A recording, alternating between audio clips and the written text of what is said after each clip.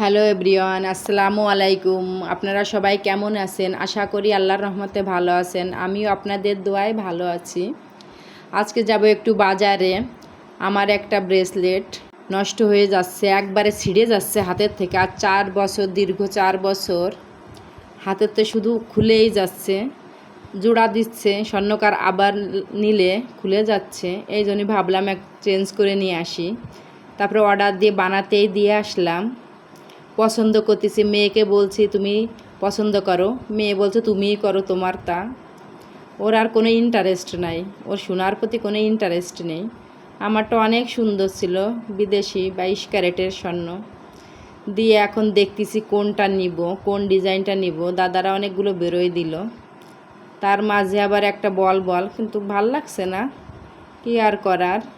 অন্য একটা অর্ডার দিয়ে আসলাম।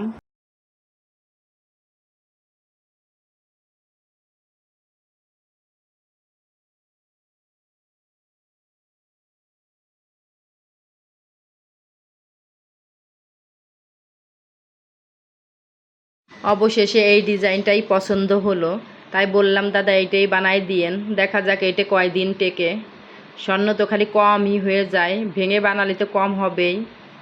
এর মাঝে আবার বাবার বাড়ি যাব, কোরবানির পরে এই প্রথম বাবার বাড়ি যাব, তাই তাড়াহুড়ো করে চলে আসলাম। গোছগাছ করে বাবার বাড়ির পথে রওনা দিলাম। এই যে বাবার বাড়ি চলে আসছি, অনেক দিন পরে আসলাম। আসলে ভালোই লাগছে, বড় আপু আসছে, কিন্তু আমার মা নেই। মা না থাকলে আসলে বাড়িটা খালি খালি লাগে। কিন্তু আমার ভাবি অনেক ভালো মানুষ, অনেক ভালো। আমার মার থেকে মনে হয় আমার ভাবি ভালো, সেটাই আমি সবসময় বলি যে আমার মার থেকে ভাবি ভালো অনেক। বড় আপু বলছে এখন আর আসছো কেন? আমাকে ভোরে যেতে বলেছিল, কিন্তু আমি দুপুরে গিয়েছি। এখন বলতেছে আমাকে চাল কোটা হয়ে গেছে, তুমি এখন খেতে আসছো। এখন আমি বললাম কি আর করার, হ্যাঁ আমি খাবো। আমার ভাই আর মেয়ে আর বড় আপু 5 কেজি চাউল কুটেছে। সত্যি কষ্টের বিষয়। আমাদের ঢেকি আছে, অনেক সুন্দর ঢেকি, ঢেকি ঘরটা এত বড় আর একবারেই পাকা করে দেওয়া। ভাবি বলছে তুমি আসছো ঠিক আছে, এখন রান্না করতে চলে যাও। আসলে আমি গেলে ভাই বলে কি আই তুই একটু রান্না কর দিবুন্ডি মাংস। তাই আমি রান্না করতে বসে গেলাম। মাংসটা রান্না শেষ করে পিঠা বানাতে বসলাম। সত্যি জানেন না, এত অসাধারণ পিঠা হচ্ছে, মন চাচ্ছে না যে আমি উঠি। একবারেই অনেক, সে 5 কেজি চাউলেরই পিঠা বানিয়েছি। আমরা নিয়ে আসছি, বড় আপু নিয়ে গেল, সবাই মিলে খাওয়া দাওয়া শেষ করে যার যার পথে রওনা হলাম। ভাইয়া তো আসতেই দেবে না। আসলে একদিনের জন্য যাক গেলে মনটা খারাপ হয়ে যায়। আমার ভাই আসতে দিতে চায় না, ভাবিও বলে থেকে যাও একদিন, কিন্তু মেয়ের জন্য থাকা হয় না। আমিও কিছু ছেলে মেয়ে পড়াই, সেটা তো জানেন, এই জন্য আর থাকতে পারি না।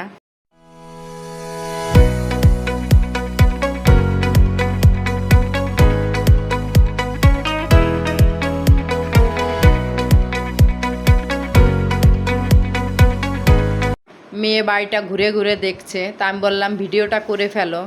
আমাদের বাড়িটা হচ্ছে বাগান, একবারে অনেক সুন্দর ছায়া ঘেরা। আর আমার ভাই সব সময় আমরাও পছন্দ করি গাছপালা, একবারে ঘরের সামনে দিয়ে শুধু ফলের গাছ।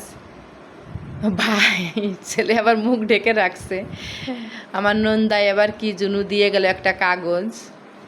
আমার ননদ বাড়িও পাশে আমাদের, তাই মেয়ে দেখাচ্ছে ঘুরে ঘুরে বাড়িটা।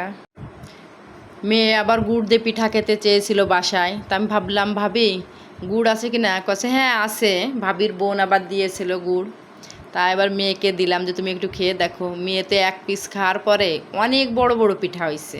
খাওয়ার পরে বলতেছে আম্মু আমি আর খেতে পারছি না। ভিডিওটা এখানেই শেষ করছি। ভালো লাগলে একটা লাইক কমেন্ট ফলো করে পাশে থাকবেন। সবাইকে আসসালামু আলাইকুম, ভালো থাকেন।